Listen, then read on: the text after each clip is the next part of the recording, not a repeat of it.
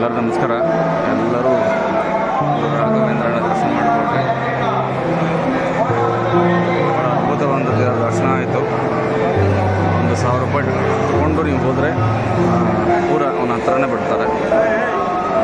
ಆಮೇಲೆ ನೀವೇನಾದರೂ ಸಹಿತ ಬಟ್ಟೆ ಬರೆ ಏನಾದ್ರು ಕೊಡೋದಿದ್ರೆ ಒಂದು ಸರಿಯಾದ ತಟ್ಟೆಯಲ್ಲಿ ಹಾಕ್ಕೊಂಡು ಹೋಗಿ ಕೊಟ್ಟರೆ ಪ್ರಸಾದ ಮತ್ತು ಮಂತ್ರಾಕ್ಷತೆಯನ್ನು ಕೊಡ್ತಾರೆ. ಅದು ಹಿಂಗಿದೆ ನೋಡಿ, ಈ ರೀತಿಯಾಗಿ ನಮಗೆ ಕೊಟ್ಟರು, ಖುಷಿ ಆಯಿತು. ಹೀಗಾಗಿ ಗುರು ರಾಘವೇಂದ್ರನ ಒಂದು ಕೃಪೆ ಎಲ್ಲರಿಗೂ ಆಗಲಿ ಅಂತೇಳಿ ಮುಖಾಂತರವಾಗಿ ನಮ್ಮಲ್ಲಿ ರಾಘವೇಂದ್ರ ಸ್ವಾಮಿಗಳಲ್ಲಿ ಪ್ರಾರ್ಥನೆಯನ್ನು ಮಾಡಿಕೊಡ್ತಾ ಇದ್ದಾರೆ.